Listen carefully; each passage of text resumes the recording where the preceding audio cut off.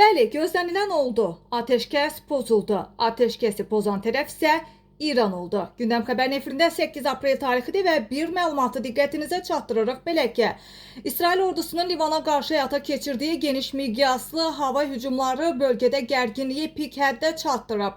İslam İnqilabı Keşikçiləri Korpusu, yəni Sepah, ateşkəs rejiminin elan olunmasına baxmayaraq İran səmasında İsrailə məxsus pilotsuz uçuş aparatının ələ keçirildiyini bəyan edib. Eyni zamanda İran parlamentinin Milli Təhlükəsizlik Komissiyasının rəhbəri Möhsen Rezai məhz İsrailin Livana hücumundan sonra Hörmüz boğazının bağlanmasına çağırıb. O bildirib ki, Livanın ateşkəs razılaşmasına daxil ediləcəyinə dair təminat alınana qədər boğazın açılması planları dərhal dayandırılmalıdır. Hizbullah'daki qardaşlarımız bizimlə çiyin-çiyinə vuruşublar. Bu yol uğrunda canlarından keçiblər. Ateşkəs ya bütün cəbhələrdə olmalı, ya da ümumiyyətlə olmamalıdır, deyə Rezai vurğulayıb. Fars xəbər agentliyinin məlumatına görə rəsmi Tehran hazırda İsrailin hərbi obyektlərinə qarşı çəkindirici əməliyyat keçirmə imkanlarına nəzərdən keçirir və Livan tərəfi İsrailin son zərbələri nəticəsində 300-dən çox insanın öldüyünü və yaralandığını bildirib.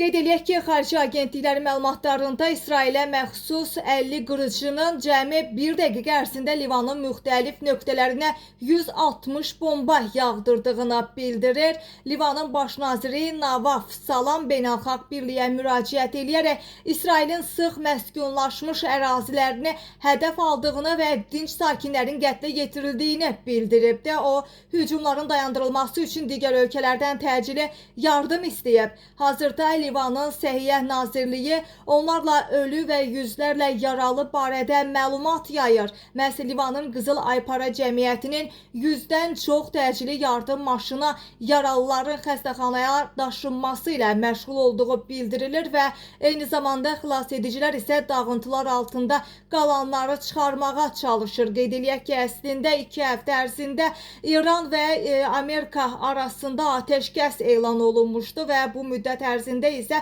tərəflər müəyyən razılaşmalar və öz şərtlərini bir-birinə sunaraq lazım olan cavablarla bağlı bir-birinə möhlət vermişdi. 2 həftəlik möhlət isə tamamlanmamış. Məhz İran tərəfi Sepah belə bir ateşkəsi pozdu və bu hücumu həyata keçirdi və hazırda qeyd etdiyimiz kimi məhz Səhiyyə Nazirliyi də ölənlər və yaralılar barədə rəsmi olaraq say barədə məlumat verə bilmir. Çünki dağıntılar altından və yaralıların sayının daha da və eyni zamanda ölülərin sayının artacağı bildirilir və yaxın zamanda nələr və istiqamət hansı şəkildə dəyişəcək, bunu isə zaman göstərəcək.